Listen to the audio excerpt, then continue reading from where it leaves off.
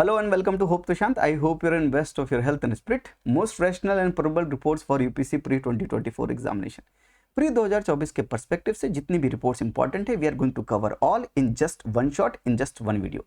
मैं आपसे कहूंगा इन रिपोर्ट्स के अलावा कुछ भी मत कीजिएगा। जो रिपोर्ट्स मैं आपको बता रहा हूं मैं एग्जामिनर के माइंडसेट को समझकर प्रीवियस ईयर क्वेश्चंस को देखकर करंट अफेयर में चीजों को देखकर फिर मैं आपको ये इंपॉर्टेंट रिपोर्ट्स बता रहा हूं ताकि आप मिनिमम इनपुट पर मैक्सिमम आउटपुट आपको मिल सके। And UPSC will not ask beyond this, और पूछता भी है तो आपका इनपुट आउटपुट का रेशियो खराब हो जाएगा अगर आप इसके बियॉन्ड जाएंगे। इन जस्ट वन वीडियो जो मैं आपको बता रहा हूं इनको समझिए, इनको देखिए और आपको कोई दिक्कत नहीं आएगी। जाहिर सी बात है जब मैं ये रिपोर्ट्स की वीडियो बना रहा हूं या प्रिडिक्ट द अनप्रेडिक्टेबल सीरीज की कोई भी वीडियो बना रहा हूं तो मैं आपको एक डिस्क्लेमर हमेशा देता हूं कि यूपीएससी का एग्जामिनर मेरे बगल में नहीं बैठा है, मैं उससे पूछ कर नहीं बता रहा हूं, उसे पेपर लीक बोलते हैं। मैं उसको उसके प्रीवियस ईयर क्वेश्चन से उसके थीम से कुछ चीजें अंडरस्टैंड करता हूं और फिर मैं आपको चीजें बताने की कोशिश करता हूं। ऐसी एक कोशिश मैंने 2023 में भी की थी जहां पर मैंने मोस्ट एक्सपेक्टेड रिपोर्ट्स बताई थी और वहां पर मैंने यूएन वाटर की वर्ल्ड वाटर डेवलपमेंट रिपोर्ट के बारे में बताया था और रीजनरेटिव एग्रीकल्चर की वीडियो भी बनाई थी प्रिडिक्ट द अनप्रेडिक्टेबल सीरीज में। वहां पर भी मैंने इसके बारे में डिस्कस किया था और उसके डेटा पॉइंट्स भी बताए थे और एग्जामिनेशन में 2023 में यूपीएससी ने सवाल भी पूछ लिया। According to United Nation world water development report 2022 India extract more than a quarters of the world's ground water withdrawal each year. इस तरह का सवाल पूछ लिया यूएन वाटर की वर्ल्ड वाटर डेवलपमेंट रिपोर्ट से। अब मैं यहां पर ये प्रूफ नहीं दे रहा सर, मैं बताना चाह रहा हूं जब आप कोई मेहनत करते हैं, जब कोई एग्जामिनर को समझकर प्रीवियस ईयर क्वेश्चन को समझकर थीम को समझकर कोई चीज बताता है और उस वीडियो से कोई चीज आती है, वाकई में आती है और एक ही रिपोर्ट पूछी गई, उस वीडियो में मैंने जितनी रिपोर्ट बनाई थी उन्हीं में से पूछी गई, तो ये मेरा सौभाग्य है। मैं इस पर खुशी व्यक्त करता हूं कि ये मुझे बहुत खुशी हुई कि आप लोग की हेल्प हो सकी सर। आपने ये वीडियो देखी और उसका आपको आउटपुट मिल गया, तो ये खुशी मैं आपको दिखाना चाह रहा हूं। साथ में ये इसलिए भी बताता हूं कि आप मुझ पर थोड़ा सा ट्रस्ट कर सकें कि जो चीजें मैं आपको बता रहा हूं वो वाकई में एग्जामिनर के माइंडसेट को समझ के बता रहा हूं, ऐसा भी नहीं कुछ भी बता रहा हूं। इसलिए ये चीजें दिखाना बहुत मायने रखता है मेरे लिए, ताकि आप ये समझ सकें कि जो हम यहां पर काम कर रहे हैं this is based on rationality. और इसीलिए मैं कहूंगा प्रिडिक्ट द अनप्रेडिक्टेबल सीरीज जो हमने जनवरी को स्टार्ट किया था उसकी आज ये 55th वीडियो है and this is the last video. हमने 55 वीडियो मैंने आपके लिए बनाई है and these are all high qualitative video. Predict the unpredictable series का मतलब ये है कि एग्जामिनर के रैशनल को समझकर, माइंडसेट को समझकर मैंने आपको आर्ट एंड कल्चर से, इन्वायरमेंट से, साइंस एंड टेक्नोलॉजी से, ज्योग्राफी से, मोस्ट एक्सपेक्टेड स्कीम्स कौन सी हैं, ऑल इंपॉर्टेंट और कॉन्स्टिट्यूशनल अमेंडमेंट में क्या पढ़ना है, पॉलिटी, इकोनॉमी, मैंने सब कुछ बताने की कोशिश की इस एक प्लेलिस्ट के माध्यम से। Please do watch, do see this predict the unpredictable series. इनके जो टॉपिक्स इनको कवर करके चलिएगा। 2022 में ऐसी सीरीज बनाई थी, वहां पे 10 प्लस क्वेश्चन पूछे गए थे, यानी 20 मार्क्स के क्वेश्चन पूछे गए थे। 2023 में 14 प्लस क्वेश्चन, 28 मार्क्स आप कवर कर सकते थे। लेट्स सी 2024 में क्या होता है, कोई गारंटी नहीं दे सकता। जाहिर सी बात है एग्जामिनर मेरे बगल में नहीं बैठा है दोस्तों। मैंने अपनी तरफ से पूरी कोशिश की है कि एग्जामिनर को समझकर मैं आपकी हेल्प कर सकूं। ये कोशिश मैं आपके लिए हमेशा करता हूं और इस बार भी मैंने ये कोशिश की है। लेट्स सी क्या होता है। लेकिन 28 मार्क्स सर माने रखते हैं। जब 75 कट ऑफ जाए तो 28 मार्क्स माने रखते हैं, जब 85 कट ऑफ जाए तो 20 मार्क्स मायने रखते हैं। ये मैं आपको समझाना चाहता हूं। ये अगर आप समझ लेंगे और ये प्लेलिस्ट अगर आप कवर कर लेंगे तो मैं आपसे कहना चाहूंगा लेट्स सी क्या होता है 2024 में। एंड मोस्ट होपिंग सो कि बहुत से सवाल पूछे जाएं, फिंगर क्रॉस्ड, और मैं चाहूंगा आपकी हेल्प हो सके। जितने सवाल ज्यादा पूछे जाएंगे सीरीज से उतनी ज्यादा आपकी मदद होगी सर। मुझे तो कहने का सौभाग्य मिल जाएगा कि ये सवाल पूछे गए, लेकिन साथ में आपको क्या मिलेगा? आपको मिलेंगे वहां पर नंबर, वहां पर मिलेगा कट ऑफ पार करने का मौका, जो मेरे लिए बड़ा इंपॉर्टेंट है, जो आपके लिए बड़ा इंपॉर्टेंट है। आइए शुरुआत करते हैं इस वीडियो की जिसका नाम है most rational and probable reports for 2024 examination. माफ कीजिएगा थोड़ा सा टाइम ले लिया कुछ चीजें बताने के लिए। ये अगर मैं आपको नहीं बताऊंगा तो आप ये प्लेलिस्ट के बारे में आपको पता नहीं चलेगा, क्योंकि लास्ट वीडियो हो सकता है कोई नया स्टूडेंट देख रहा हो।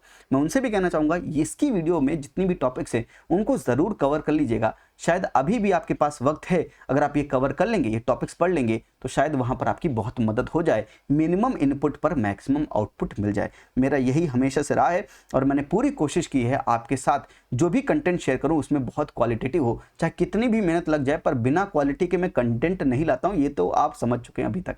अगर आप ये समझते हैं कि मैं आपके लिए क्वालिटेटिव वर्क करता हूं, लाइक का बटन जरूर दबाएं और मुझे बताएं ये बात कि हाँ हमें कंटेंट पसंद आता है। कमेंट के माध्यम से भी बताएं। पॉइंट्स टू रिमेंबर, अब कुछ चीजें बात कर लेते हैं। रिपोर्ट्स और इंडेक्स ये होते क्या है, मैं आपको सिंपल एग्जांपल देता हूं। आपने स्कूल में आपकी क्लास में कुछ परफॉर्म किया, परफॉर्म क्या होगा, academic performance, yes, non academic भी हो सकती है। उस परफॉर्मेंस की कोई डिटेल्ड रिपोर्ट बनेगी, कुछ लिख कर देंगे टीचर साहब, उस पन्नों में लिखेंगे, उस पन्नों को कंपाइल करेंगे आप, वो जो पेजेस होंगे या रिपोर्ट कार्ड होगा वो क्या है, आपकी परफॉर्मेंस का रिपोर्ट है। तो reports are sectoral analysis in reference to economy. जिस तरह से स्टूडेंट के एकेडमिक या नॉन एकेडमिक की परफॉर्मेंस को रिपोर्ट कार्ड बोलते हैं, ऐसे इकोनॉमी के किसी एक सेक्टर के एनालिसिस को रिपोर्ट बोलते हैं। Understood this much? जैसे ही बच्चों की रैंकिंग आती है स्कूल में कि तुम फर्स्ट हो, तुम सेकंड हो, तुम थर्ड हो, ऐसे ही हमें यहां पर रैंकिंग देते हैं और उसको इंडेक्स बोलते हैं। यस, तो index are ranking and reports are sectoral analysis.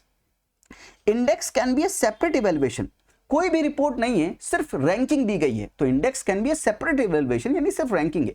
अच्छा, अगर इंटरनेशनल लेवल पर है तो रैंकिंग किसकी होगी, कंट्रीज की रैंकिंग होगी। अगर नेशनल लेवल पर रहेंगे तो किसकी रैंकिंग होगी, स्टेट्स की रैंकिंग होगी। I hope you got the point. Yes, तो बहुत ही सिंपल है। Reports are the sectoral analysis and index are the ranking. Index can be a separate evaluation and index can be based on a report also. कि कोई report है, जैसे human development report है और उसके बेसिस पर कुछ इंडेक्स हैं, जैसे ह्यूमन डेवलपमेंट इंडेक्स है, तो human development index is based on a report. क्या अलग से भी हो सकते हैं, अलग से भी हो सकते हैं, कोई रिपोर्ट नहीं फिर भी इंडेक्स है, इंडेक्स मतलब रैंकिंग है। I hope you got the point. Yes, चलिए, तो मैंने कुछ प्रीवियस ईयर क्वेश्चंस, तो यूपीएससी पूछता है प्रीवियस ईयर क्वेश्चन से, ये देखे गए हैं कि प्रीवियस ईयर क्वेश्चन में रिपोर्ट्स पूछता है, इसीलिए मैंने आपके लिए ये वीडियो बनाई है। तो 2016 में ईज ऑफ डूइंग बिजनेस से और 2019 में भी ईज ऑफ डूइंग बिजनेस से डबल बार सवाल पूछा, क्योंकि इंडिया की रैंकिंग बड़ी अच्छी इंप्रूव हो रही थी, हम ईज ऑफ डूइंग बिजनेस में बहुत अच्छा कर रहे थे, वर्ल्ड बैंक देता है इस ईज ऑफ डूइंग बिजनेस को, और क्योंकि हम अच्छा कर रहे थे तो एग्जामिनर, यूपीएससी का एग्जामिनर बड़ा इंटरेस्टेड था हमें ये सवाल पूछने में। ग्लोबल जेंडर गैप इंडेक्स के बारे में हो गया, वर्ल्ड इकोनॉमिक आउटलुक की, वर्ल्ड इकोनॉमिक आउटलुक हो गया इंटरनेशनल मॉनेटरी फंड का, ग्लोबल हंगर इंडेक्स हो गया, मल्टी डायमेंशनल पॉवर्टी इंडेक्स हो गया। ये सारे सवाल प्रीवियस ईयर क्वेश्चन में पूछे गए और 2023 में तो ये सवाल पूछा भी गया है। According to United Nation world water development report 2022, India extract more than quarters of the ground water withdrawal each year and India needs to extract more than the quarters of the world's ground water each year to satisfy the drinking water needs. तो drinking water needs के लिए नहीं है, मुझे comment बताइएगा किसके लिए। ये स्टेटमेंट जाहिर सी बात है गलत है। अगर सेकंड स्टेटमेंट रॉन्ग है तो मतलब आंसर क्या है इसका, आंसर सी है। क्या आपने भी सी सोचा था? यस, बिल्कुल। अब ये रिपोर्ट्स में पढ़े क्या, थोड़ा सा लोड होने में टाइम लग सकता है, कोई बात नहीं, चिंता मत कीजिएगा, थोड़ा सा लोड होने में अगर टाइम लगे तो जस्ट होल्ड ऑन। क्या पढ़ें रिपोर्ट्स और इंडेक्स में? अगर कोई बहुत नई रिपोर्ट है, उसके ऑथर के बारे में जाने। वो ऑथर के बारे में जानने का मतलब है कि ये रिपोर्ट कौन देता है, अगर इतना भी समझ लेंगे तो काम चल जाएगा, क्योंकि यूपीएससी मल्टी डायमेंशनल अप्रोच पे काम करता है। जब ईज ऑफ डूइंग बिजनेस के बारे में पहली बार पूछा था तो पूछा यही था कि कौन देता है। दूसरी बार जब पूछा तब क्राइटेरियाज के बारे में पूछना शुरू किया। जब आप प्रीवियस ईयर क्वेश्चंस का ढंग से एनालिसिस करते हैं तो आपको ये चीजें पता चलती हैं बारीकी से। तो कोई भी नई रिपोर्ट है, उसके ऑथर के बारे में जाने, दैट्स इट। कोई UN based, non UN based या डोमेस्टिक रिपोर्ट है तो दो चीजें जानने की जरूरत है। ऑथर कौन है, मतलब किसने रिपोर्ट दी है, और ऑब्जेक्टिव क्या है, ये रिपोर्ट करना क्या चाहती है, ये रिपोर्ट से आप समझते क्या है। ये दो चीजें जानना जरूरी है, ये यूएन बेस्ड हो, नॉन यूएन बेस्ड हो, डोमेस्टिक हो। और अगर आप और भी कुछ जानना चाहते हैं तो आप उसके की पॉइंट्स, की हाइलाइट्स या पैरामीटर्स, क्राइटेरिया के बारे में भी चेक कर सकते हैं। अगर आप इतना कवर कर लेंगे तो रिपोर्ट्स में से इससे ज्यादा कभी भी कुछ नहीं पूछा जाएगा। मतलब आपको समझ में आना चाहिए कितना पूछा जाएगा और कितना पढ़ना जरूरी है। एक लेवल डिसाइड करना पड़ता है, क्योंकि उसके बाद अननेसेसरी इंफॉर्मेशन है, वो अननेसेसरी नॉलेज एग्जामिनेशन में काम नहीं आएगी। और मैं आपको यहां पर एक बात और कहना चाहूंगा, ये जो रिपोर्ट्स आज आप प्री के लिए पढ़ रहे हैं, ये मेंस में बहुत काम आते हैं। इंट्रोडक्शन ओपन करना हो, आपको अपना आंसर का इंट्रोडक्शन देना हो, आप आराम से रिपोर्ट को कोट करके उस कॉन्टेक्स्ट में आंसर बिल्ड कर सकते हैं। So these reports are not just important from the pre perspective, they are important from the mains perspective also. इसलिए चीजों को बेहतर रूप में समझिएगा और लिखते चलिएगा। जो इंपॉर्टेंट रिपोर्ट्स है, एक ही वीडियो में आपको सब कुछ याद भी हो जाएगा और समझ में भी आ जाएगा। आइए शुरुआत करते हैं इस वीडियो की, जहां पर हम रिपोर्ट्स को एक्चुअल अब देखने चलते हैं। तो ये पूरा आपके लिए बनाया है मैंने। आइए शुरुआत करते हैं वर्ल्ड बैंक से। चलिए, थोड़ा सा लोड होने में टाइम लगेगा, माफ कीजिएगा। तो वर्ल्ड बैंक की 5 रिपोर्ट्स इंपॉर्टेंट है। पहली रिपोर्ट का नाम है वर्ल्ड डेवलपमेंट रिपोर्ट। अब देखिए मेरी बात समझिए, नाम में मतलब समझेंगे तो जल्दी याद होगा। वर्ल्ड डेवलपमेंट रिपोर्ट कौन देता है, वर्ल्ड बैंक। तो मैंने पहले लिख दिया कि कौन देता है, ऑथर लिख दिया। और ऑथर की 5 रिपोर्ट है, 5 या 6 रिपोर्ट है, जो भी है, 1 2 3 4 5 रिपोर्ट्स हैं। ये 5 रिपोर्ट अगर पढ़ ले, और जो मैंने हाईलाइट किया है इनको जरूर पढ़ लें और अच्छे से पढ़ लें। तो हाईलाइट इज मोर इंपॉर्टेंट, और जो नॉर्मल है ये भी इंपॉर्टेंट है। तो मैंने इन इंपॉर्टेंट में भी जो बहुत ज्यादा 8-10 रिपोर्ट इंपॉर्टेंट है उनको भी हाईलाइट कर दिया है, ताकि आपका बर्डन कम हो जाए। वर्ल्ड डेवलपमेंट रिपोर्ट क्या है? It is invaluable guide to economic, social and environment state of work today. यानी जो इकोनॉमिक स्टेट ऑफ वर्क है, सोशल स्टेट ऑफ वर्क है और इन्वायरमेंट स्टेट ऑफ वर्क है पूरे वर्ल्ड का, ये वर्ल्ड डेवलपमेंट रिपोर्ट बताता है। तो वर्ल्ड डेवलपमेंट रिपोर्ट वर्ल्ड में क्या डेवलपमेंट हो रहा है इसके बारे में बताता है, सिंपल याद रहेगा। Yes, then next is logistic performance index.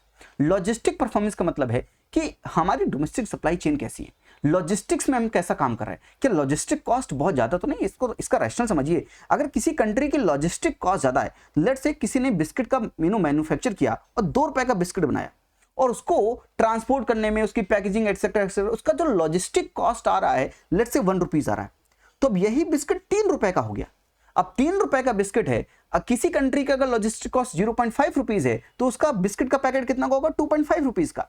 तो जाहिर सी बात है अगर हमारी कॉस्ट ऐड होगी, लॉजिस्टिक कॉस्ट ऐड होगी, जिसकी वजह से हमारा जो प्रोडक्ट है that will be less competitive in the domestic market also and in the international market also. और कोई चीज अगर लेस कॉम्पिटिटिव है तो वो बिकेगी कम, मतलब उसको लोग कम बाय करेंगे because that is not affordable and consumer always talks about affordability.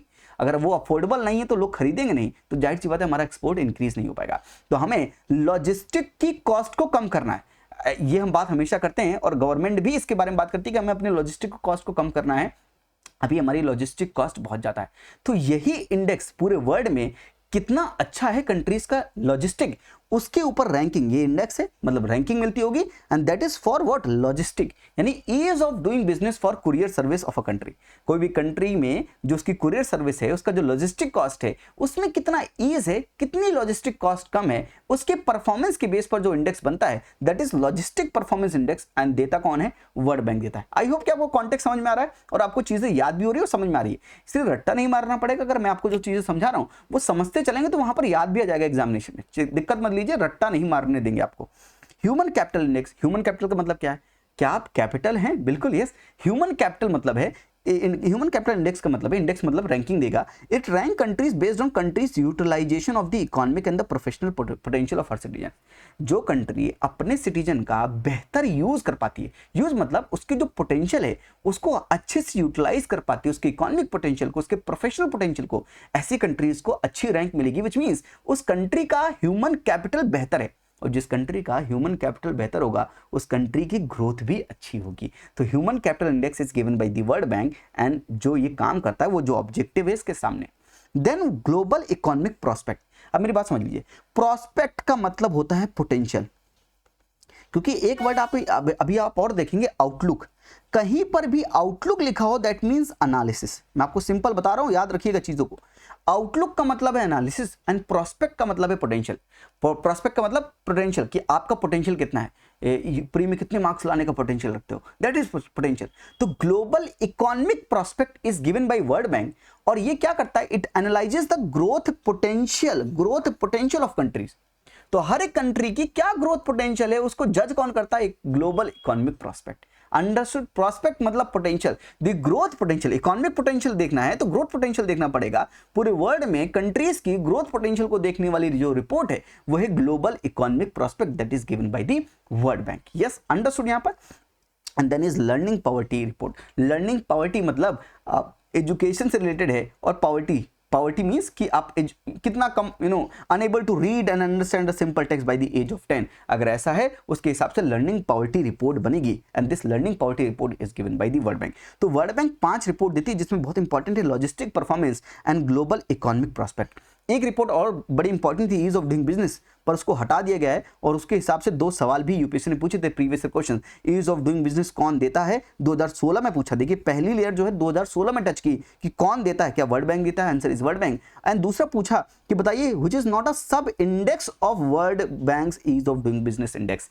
अब यहां पर उसने सेकंड लेयर के बारे में पूछा कि क्राइटेरिया बताओ, कौन सा क्राइटेरिया नहीं है। तो maintenance of the law and order ये क्राइटेरिया नहीं है और यही इस सवाल का आंसर है। तो यूपीएससी मल्टी लेयर अप्रोच पे काम करता है। अगर रिपोर्ट्स को पहली बार पूछ रहा है तो ज्यादा रिपोर्ट्स के बारे में, रिपोर्ट्स के ऑथर के बारे में या रिपोर्ट्स की की परफॉर्मेंस के बारे में पूछ लेगा। अगर दूसरी बार पूछेगा तो क्राइटेरिया के बारे में पूछ लेगा और डीप इनसाइड घुसकर भी पूछ सकता है। तो 2016 का सवाल, 2019 का सवाल आपके सामने है। तो क्या वर्ल्ड बैंक इंपॉर्टेंट है? जी हाँ। और वर्ल्ड बैंक की 5 रिपोर्ट्स क्या आप याद रखेंगे? बिल्कुल याद रखिएगा। चलिए आप चलते हैं इंटरनेशनल मॉनिटरी फंड। ये आईएमएफ करता क्या है? ये आईएमएफ दो चीजें देखता है, ये इकोनॉमी के पर्सपेक्टिव से पूरी चीजें देखता है, rate of exchange related crisis या बीओपी रिलेटेड क्राइसिस देता है। बीओपी क्या होता है? Balance of payment, rate of exchange. I hope you got the point, economy में हम पढ़ते हैं। इंटरनेशनल मॉनिटरी फंड की दो बड़ी इंपॉर्टेंट रिपोर्ट है, वर्ल्ड इकोनॉमिक आउटलुक, तो global economic prospect is given by बोलो World Bank, and world economic outlook, outlook मतलब एनालिसिस। जैसे हमारे यहाँ इकोनॉमिक सर्वे आता है जो हमारे यहाँ डिफरेंट सेक्टर को एनालाइज करता है, ऐसे वर्ल्ड का इकोनॉमिक सर्वे जो होता है उसको हम बोलते हैं world economic outlook. And world economic outlook is given by International Monetary Fund. और यहाँ पर which of the following organization brings out the publication known as world economic outlook, and the answer is International Monetary Fund. तो world economic outlook के बारे में एक बार जरूर पढ़ लीजिएगा, इंपॉर्टेंट है एग्जामिनेशन के पर्सपेक्टिव से। And next is global financial stability report. पूरे ग्लोब में फाइनेंशियल स्टेबिलिटी, जाहिर सी बात है आईएमएफ किसके बारे में बात करता है? International Monetary fund economic stability के बारे में या फाइनेंशियल स्टेबिलिटी के बारे में बात करता है। तो पूरे विश्व के ग्लोबल फाइनेंशियल सिस्टम का असेसमेंट करता है और देखता है कि कितना स्टेबल है या नहीं है, और ये ग्लोबल लेवल पे करता है, इसलिए कौन करता है? आईएमएफ करता है। तो IMF global financial stability report. लेकिन हमारे यहां पर भी, हमारे देश में एक फाइनेंशियल स्टेबिलिटी रिपोर्ट बनाई जाती है। मुझे बताइए हमारे देश में डोमेस्टिक कॉन्टेक्स्ट में जो फाइनेंशियल स्टेबिलिटी रिपोर्ट है उसको कौन देता है? क्या उसको आरबीआई देता है क्या? और आरबीआई नहीं देगा तो कौन देगा? आप थोड़ा लॉजिक भी लगाओ तो याद भी रहेंगे आपको रिपोर्ट्स। यस, तो आईएमएफ की कौन सी रिपोर्ट्स हैं? दो इंपॉर्टेंट है, world economic outlook and global financial stability report. Yes, चलिए नेक्स्ट चलते हैं वर्ल्ड इकोनॉमिक फोरम के पास। वर्ल्ड इकोनॉमिक फोरम की सबसे इंपॉर्टेंट रिपोर्ट है global social mobility index. Global social mobility, whether the current generation is living a better life than the previous one। क्या आज की जनरेशन प्रीवियस वन से अच्छी life, better life जी रही है, नहीं जी रही है? इसको चेक करता है कौन? Global social mobility index. और कौन से डायमेंशन में चेक करता है? ये हेल्थ के डायमेंशन में चेक करता है, एजुकेशन के डायमेंशन में, टेक्नोलॉजी के डायमेंशन में, वर्क के डायमेंशन में, प्रोटेक्शन के डायमेंशन में। ये 5 डायमेंशन में चेक करता है कि आपकी सोशल मोबिलिटी कैसी है। तो अगर पूछा जाएगा global social mobility index is given bye whom? The world Economic forum. Please याद रखिए सब चीजें। Yes, next important is global gender gap index. तो ग्लोबल जेंडर गैप इंडेक्स के ऊपर 2017 में सवाल भी पूछ चुका है कि ग्लोबल जेंडर गैप इंडेक्स कौन देता है and world Economic forum. Answer आपको मैं प्रीवियस ईयर क्वेश्चन क्यों दिखा रहा हूं? ताकि मैं आपको नेचर भी दिखाना चाहता हूं, किस तरह से वो सवाल पूछता है और कितनी लेयर टच करता है, आप भी चीजें समझें। ग्लोबल जेंडर गैप कि जेंडर मेल एंड फीमेल में कितना जेंडर गैप है और कैसे चेक करते हैं? 4 डायमेंशन में चेक करते हैं। इकोनॉमिक पार्टिसिपेशन कैसा है विमेन का, अपॉर्चुनिटी कैसे मिल रही है, एजुकेशन का attainment, health and survival, political empowerment. आपने क्या विमेन को पॉलिटिकली इंपावर किया? क्या 106 कॉन्स्टिट्यूशनल अमेंडमेंट एक्ट लाकर आपने क्या विमेन को लोकसभा में सीट देकर क्या आपने इंपावर किया पॉलिटिकली? इससे क्या हमारा जेंडर गैप रिड्यूस हो रहा है? ये सब चीजें कॉन्टेक्स्ट में, विमेन एक इंपॉर्टेंट थीम है। I hope you got the point. मैं क्यों ये बोल रहा हूँ, ये रिपोर्ट इंपॉर्टेंट है, आप बहुत मल्टीपल पर्सपेक्टिव से समझ सकते हैं। और मैं आपको डायमेंशन बता भी रहा हूं क्योंकि 2017 में सीधे पूछ चुका है कि कौन देता है। हो सकता है डायमेंशन के बारे में बात करें। और करंट अफेयर का कॉन्टेक्स्ट क्या है? करंट अफेयर का context, India is rank is 127 out of 146 countries and world will take 131 years to achieve gender parity at current rate। जिस हिसाब से हम विमेन के उद्धार में लगे हुए हैं, जिस हिसाब से हम विमेन एम्पावरमेंट में लगे हुए हैं, अभी भी इस जेंडर गैप को रिड्यूस करने के लिए और जेंडर पैरिटी तक पहुंचने के लिए पूरे विश्व को 131 साल लगेंगे, 131 ईयर्स लगेंगे अभी भी। And this is told by global gender gap index 2023। That is very important, इसको याद रखिएगा। कौन देता है? World Economic Forum. Then next important report is global risk report 2024। Current affair का कॉन्टेक्स्ट है, क्या रिस्क है पूरे विश्व को?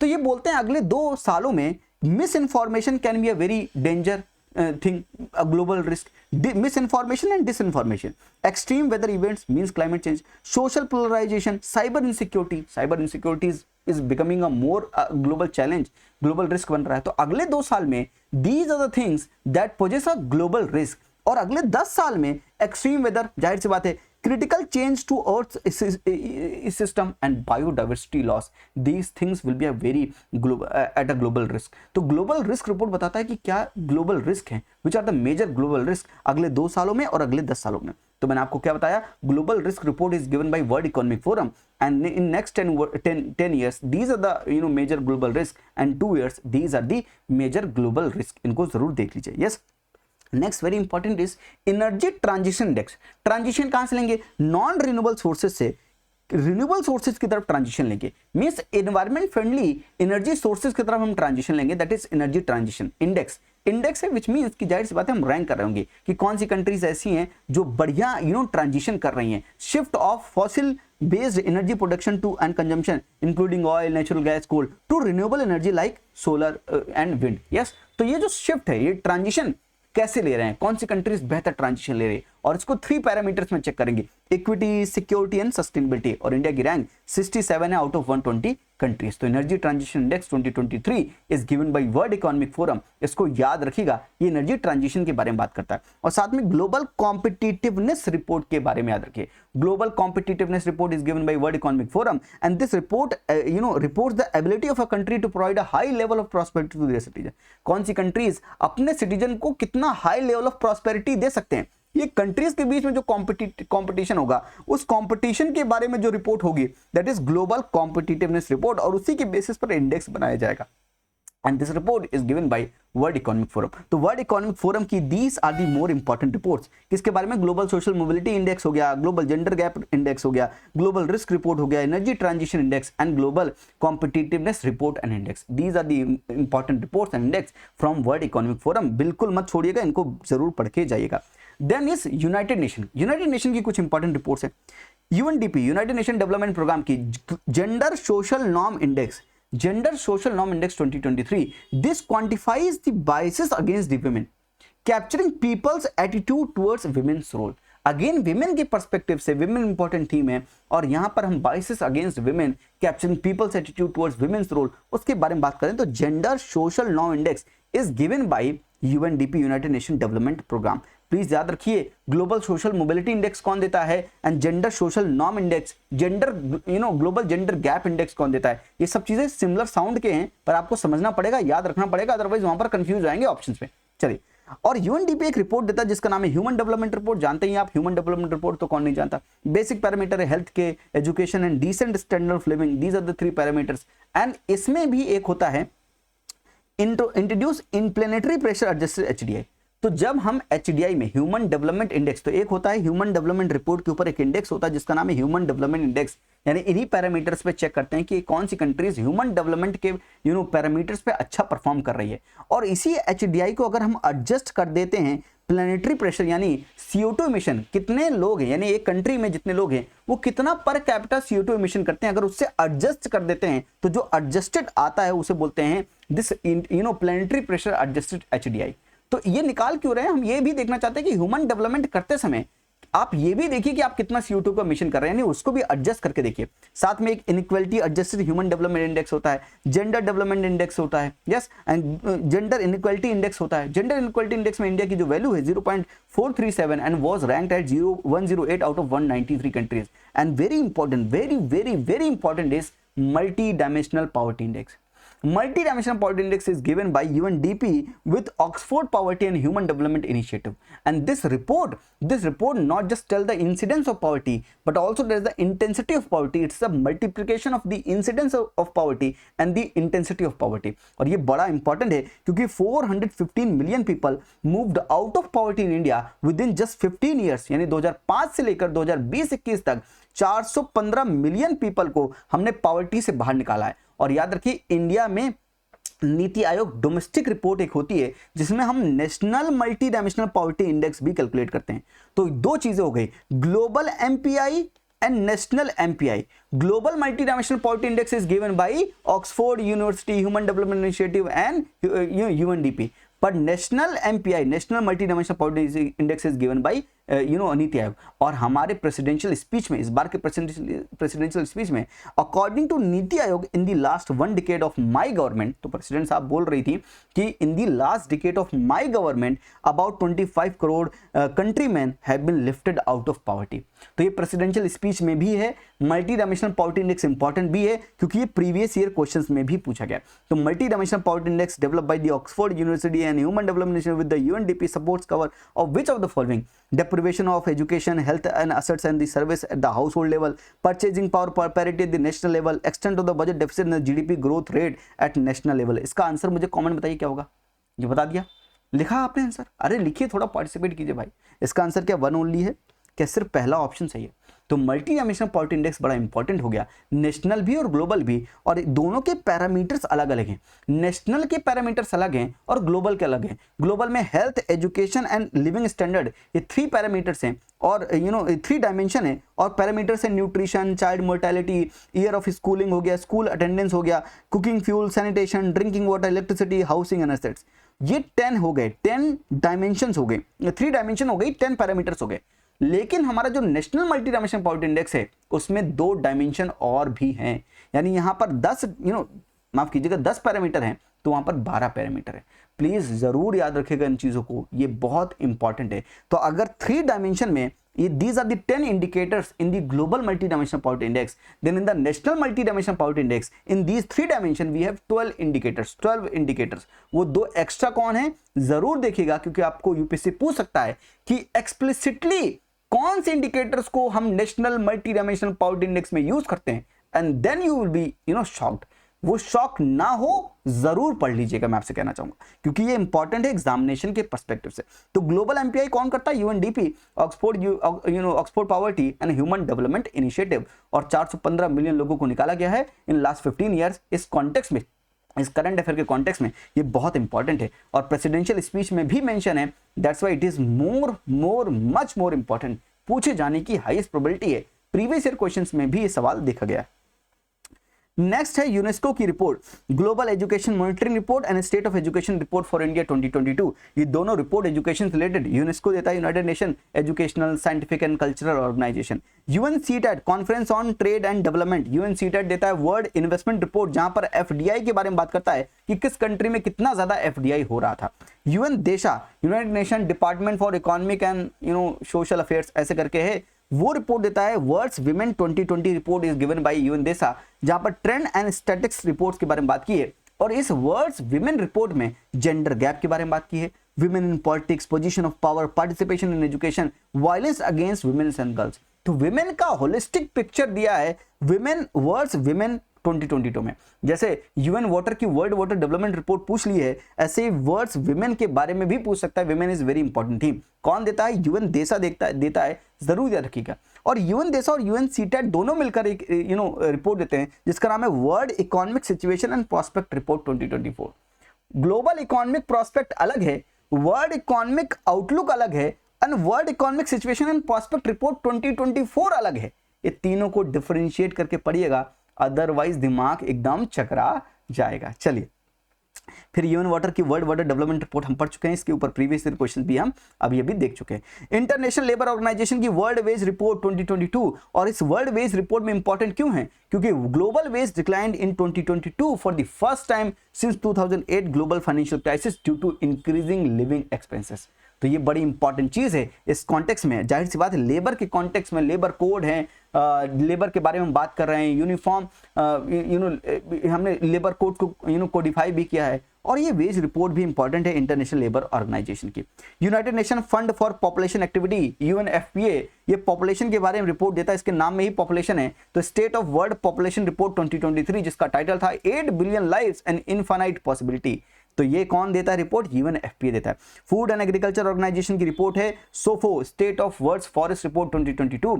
यूएनसेफ children's emergency fund, remote learning reachability report, and UNICEF और फ्राइडे फॉर फ्यूचर की एक रिपोर्ट है जिसका नाम है climate children climate risk index. ये दोनों, ये इंडेक्स और ये रिपोर्ट कौन देता है? ये index is given bye UNICEF with Friday for future, and UNICEF की एक रिपोर्ट है रिमोट लर्निंग रीचेबिलिटी रिपोर्ट। याद रखिएगा, लर्निंग पॉवर्टी रिपोर्ट के बारे में बात की थी वर्ल्ड बैंक की, साथ में remote learning reachability programme report कौन देता है? यूनिसेफ देता है। और United Nation sustainable development solution network report देता है जिसका नाम है world happiness report. This report is also important, please याद रखिएगा। वर्ल्ड में हैप्पीनेस इस समय बहुत इंपॉर्टेंट हो गई है। World happiness report 2024 is given bye United Nation sustainable development solution network. ये है कुछ कुछ यूनाइटेड नेशन से रिलेटेड जो इंपॉर्टेंट रिपोर्ट्स हैं, ये आपके सामने हैं।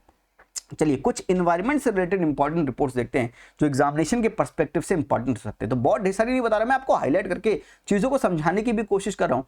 बस इसीलिए एक वीडियो से आपका मैक्सिमम आउटपुट आएगा, क्योंकि जो चीज़ें मैं आपको बता रहा हूँ वैसे अगर आप कहीं और जाएंगे, कोई और डॉक्यूमेंट देखेंगे तो बहुत ढेर सारी रिपोर्ट और बहुत कुछ बताते हैं। जो मैं आपको बता रहा हूँ बस उतना पढ़िए जो चीज़ समझा रहा हूँ, और कुछ अलग से अगर आपको पढ़ना है तो की पॉइंटर्स, हाईलाइट्स, क्राइटेरिया, ये भी चीज़ें पढ़ सकते हैं। पर मैं जितना मेरी तरफ से हो पा रहा है मैं वो करके आपको दिखा भी रहा हूँ। United Nation environment programme UNEP, तो एनवायरमेंट में मैंने अलग कर दिया, ये यूनाइटेड नेशन की है, लेकिन मैंने एनवायरमेंट की सारी रिपोर्ट एक जगह पर आपके लिए कर दी है। तो यूएनईपी की एडेप्टेशन गैप रिपोर्ट हो या इमिशन गैप रिपोर्ट हो या फूड वेस्ट इंडेक्स हो या state of finance for nature report हो, ये सारी इंपॉर्टेंट है। तो यूएनईपी आपको ये 4 रिपोर्ट इंपॉर्टेंट है, तो आपको याद रहेंगी क्योंकि मैंने एक साथ क्लब किया इनको। ये आप समझ नहीं रहे हैं, इसके पीछे की जो मेहनत है आपको दिखा नहीं सकते। अगर आप ये समझेंगे तो आप समझ सकते हैं इसमें साइकोलॉजिकल थिंग है कि आपको याद करने में हेल्प करेंगे। यूएनईपी की अडेप्टेशन गैप रिपोर्ट, तो मिटिगेशन क्या होता है, अडेप्टेशन क्या होता है, I hope you knew it. Environment में हम एमिशन मिटिगेशन और अडेप्टेशन के बारे में पढ़ते हैं। तो अडेप्टेशन गैप रिपोर्ट की अडेप्ट करने में कितना गैप है अभी, उस गैप को कैसे मीट करना है। State of finance for nature report, मतलब ये है कि track public and private finances flows to nature based solution. हम एनवायरनमेंट या नेचर बेस्ड सॉल्यूशन में उसको एग्जीक्यूट करने के लिए जो फाइनेंस चाहिए वो पब्लिक और प्राइवेट फाइनेंसेस कितना फ्लो हो रहे हैं उसको चेक करने के लिए जो रिपोर्ट है that is state of finance for nature report 2023 given bye UNEP. फिर इमिशन गैप रिपोर्ट है कि कौन सी कंट्री कितना इमिशन करती है। तो top environment green house gas emitter कौन है एब्सोल्यूट नंबर में, China, then USA, then India. Per capita देखें तो यूएसए सबसे ज्यादा है, then Russia, then China. And this emission gap report is important and it is given by UNEP. And next important thing is food waste index.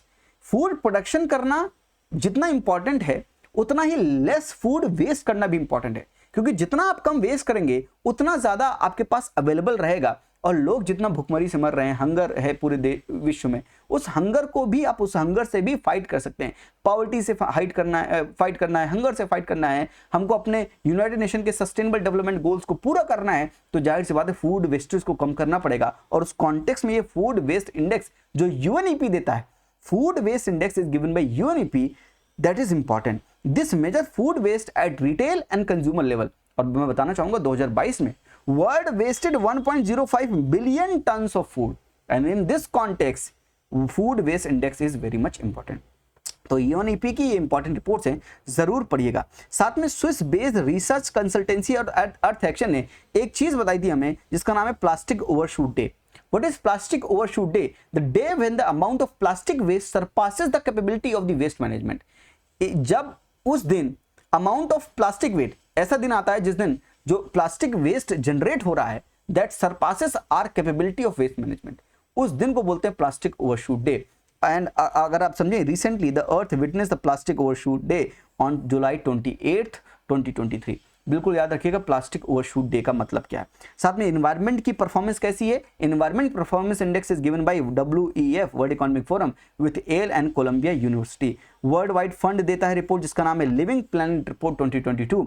United Nation convention to combat desertification UNCCD combat desertification land, तो यहाँ पर global land outlook कौन देता है। देखिए outlook का मतलब क्या है, एनालिसिस। तो ग्लोबल लैंड कितना डिजर्टिफिकेशन हो रहा है उनको चेक करने के लिए कौन सी रिपोर्ट है, और वो रिपोर्ट कौन देता है, UNCCD देता है। तो global land outlook is given by UNCCD। Global drought snapshot report 2023 is given by UNCCD।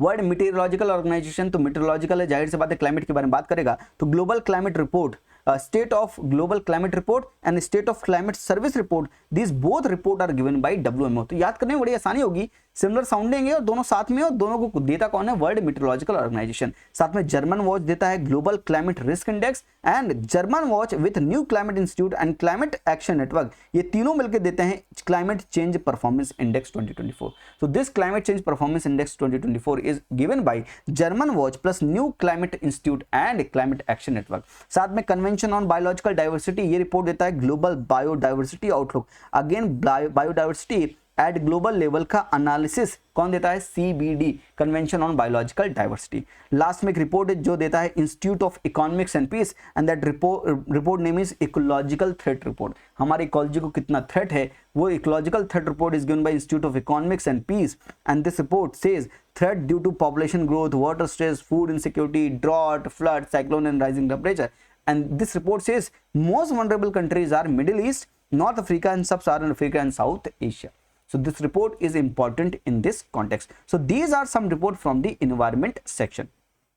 आइए कुछ अब इंटरनेशनल रिपोर्ट्स के बारे में बात कर लिए, इंडेक्स के बारे में बात कर लिए। आइए कुछ डोमेस्टिक रिपोर्ट्स और इंडेक्स के बारे में बात कर लेते हैं। डोमेस्टिक रिपोर्ट्स एंड इंडेक्स सबसे पहले इंपॉर्टेंट है national multi dimensional poverty index, जिसमें तीन डायमेंशन में 12 इंडिकेटर्स हैं। प्लीज जरूर याद कर लीजिएगा ये 12 इंडिकेटर्स कौन से हैं। जब आपसे यूपीएससी फाइनेंस 15 फाइनेंस कमीशन के पैरामीटर्स पूछ सकता है, मैं बिल्कुल डाउट नहीं करता हूं अगर आपसे कल के दिन ये पूछ ले। मैं कह रहा हूं आगे, फिर मैं आपको बाद में बताऊंगा कि देखो ये पूछा गया, आप कहोगे क्लेम कर रहे हो। मैं आपसे कहना चाहूंगा प्लीज जरूर पढ़ लीजिएगा। एग्जाम में मेरे बगल में नहीं बैठा है, but I have a strong feeling कि यहाँ से सवाल पूछा जा सकता है। That's all I want to say. NITI आयोग विद इंस्टीट्यूट ऑफ कॉम्पिटिटिवनेस, ये दोनों मिलकर देते हैं एक्सपोर्ट प्रिपेयर्डनेस रिपोर्ट, कि देश एक्सपोर्ट को या कोई भी स्टेट एक्सपोर्ट कितना कर रहा है, एक्सपोर्ट करने में कितना प्रिपेयर है, उसके हिसाब से हम रिपोर्ट बनाते हैं जिसका नाम है export preparedness index 2021, that is given by NITI Aayog and institute of competitiveness. Leads report 2023 given by DPIIT in the ministry of commerce and industry. ये लीड रिपोर्ट है क्या? देखिए, मैंने इकोनॉमी के जितने भी करंट अफेयर है, in just one video, in just 1.5 hours, I have covered all the important current affairs of economy। और ये कहाँ मिलेगा आपको? वो जो प्लेलिस्ट मैंने आपको बताई प्रिडिक्ट द अनप्रेडिक्टेबल सीरीज, उस प्लेलिस्ट में ही आपको मिलेगा जहां पर मैंने इकोनॉमी के सभी करंट अफेयर इन जस्ट वन शॉट कवर कर रखे हैं। Again I am saying that playlist is a boon for you, just go with that, just complete all the topics that I have given you. अगर आप वो complete करेंगे तो आपको वहां से जब सवाल मिलेंगे, you will be more than happy, आपका कॉन्फिडेंस भी बढ़ेगा और आप ये एग्जामिनेशन क्रैक भी कर पाएंगे। आरबीआई कुछ रिपोर्ट देता है, फाइनेंशियल स्टेबिलिटी रिपोर्ट हो गया, फाइनेंशियल इंक्लूजन हो गया कि हमारे देश में फाइनेंशियल स्टेबिलिटी कैसी है, कितने लोगों को हम इंक्लूड कर रहे हैं। फाइनेंशियल इंक्लूजन, बैंक्स बनाना, आधार से लिंक करना, और लोगों को इंक्लूड करना, बैंकिंग सिस्टम में लाना, डिजिटल पेमेंट, कितना हम ज्यादा डिजिटल पेमेंट के टुवर्ड्स बढ़ रहे हैं, हम डिजिटली कितना पे कर रहे हैं, कैश में कितना पे कर रहे हैं। तो ये सारे इंडेक्स कौन देगा? आरबीआई नहीं देगा तो कौन देगा? आरबीआई सेइंग मैं नहीं तो कौन बे, है कौन इधर? I hope you got the point. तो फाइनेंशियल स्टेबिलिटी हो गया, फाइनेंशियल इंक्लूजन हो गया, डिजिटल पेमेंट हो गया, that is given by the RBI. NCRB national crime record bureau under the ministry of home affairs, crime in India report 2022, accident, death and suicide reports हो गया, present का statistics कैसा है, ये सब कुछ कौन बताता है? NCRB national crime record bureau, कि भाई इंडिया में क्राइम बढ़ रहे हैं कि घट रहे हैं, अगर घट रहे हैं तो विमेन के अगेंस्ट कैसा डेथ्स हो, कितना क्राइम हो रहा है, एक्सीडेंटल डेथ्स कम हो रहे हैं कि ज्यादा हो रहे हैं, लोग सुसाइड ज्यादा कर रहे हैं क्या, प्रेजेंट में अंडर ट्रायल्स की संख्या बढ़ रही है क्या। तो वो सारी रिपोर्ट्स के बारे में कौन बताता है? जाहिर सी बात है नेशनल क्राइम रिकॉर्ड ब्यूरो ही बताएगा। साथ में unified district information system for education, UDISE in the ministry of education, this give the educational assessment. Yes, तो एजुकेशन का असेसमेंट ये देता है। साथ में national tiger conservation authority gives the tiger conservation tiger status report 2022। और यहाँ पर टाइगर स्टेटस इसलिए 1973 को प्रोजेक्ट टाइगर आया था और उसको 2023 में अप्रॉक्स 50 ईयर्स कवर हो गए। तो 50 ईयर्स कवर होते तो एग्जामिनर वहां पर बहुत इंटरेस्ट लेता है। तो एनटीसीए का टाइगर स्टेट रिपोर्ट भी देख लीजिएगा। साथ में मिनिस्ट्री ऑफ कोल्स, अगर आपने देखा होगा क्रिटिकल मिनरल्स बहुत इंपॉर्टेंट है, क्रिटिकल मिनरल्स अगर इंपॉर्टेंट है। साथ में मिनरल लॉज अमेंडमेंट एक्ट जो आया, इस बार अमेंडमेंट एक्ट भी आया है, ऑफशोर अमेंडमेंट एक्ट भी आया है। सो वो सारा मिलाकर अगर आप देखें तो क्रिटिकल मिनरल्स बहुत इंपॉर्टेंट है। साथ में ये इंडेक्स बड़ा इंपॉर्टेंट है जिसका नाम है नेशनल कोल इंडेक्स, और मिनिस्ट्री ऑफ कोल नहीं देगा तो फिर कौन देगा? And this index tracks the prices of the coal. So these are some domestic reports and index, and these are some miscellaneous. तो लास्ट में बस miscellaneous है, and that's it for today. International energy agency, अब देखिए इसको याद रखना बड़ा आसान है, एनर्जी से रिलेटेड जितना भी है सब कुछ एनर्जी एजेंसी देती है। तो these 4 reports are given by IEA, इसको याद रखिएगा। ग्लोबल एनर्जी CO2 स्टेटस कौन देता है? IEA। Global EV outlook, outlook मतलब एनालिसिस, वर्ल्ड एनर्जी आउटलुक मतलब एनालिसिस, इंडिया एनर्जी आउटलुक मतलब एनालिसिस। तो वर्ल्ड के एनर्जी का आउटलुक हो, इंडिया के एनर्जी का आउटलुक हो, ईवी का आउटलुक हो, ग्लोबल एनर्जी CO2 स्टेटस हो, सब कौन देता है? International energy agency. तो मैंने आपको बड़ा सिंपल करके लाया हूं। आई होप कि आपको ये वीडियो मदद कर रही है और आपको समझ में आ रहा है कि कितना ईजी हो गया इन चीजों को ग्रैब करना।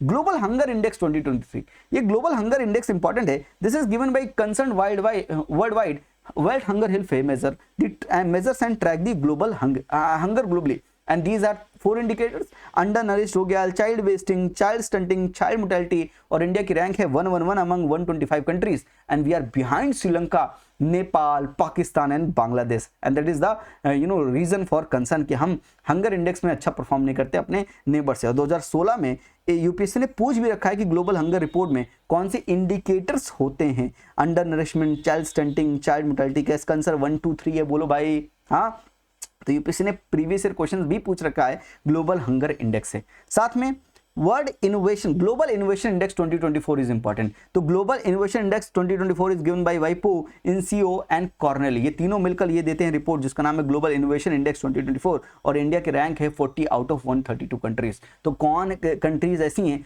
जो विश्व के लेवल पर अच्छा इनोवेशन कर रही है, इस इंडेक्स में उन कंट्रीज की रैंकिंग दी जाती है। साथ में institute of management development IMD देता है वर्ल्ड कॉम्पिटिटिवनेस रिपोर्ट इंडेक्स।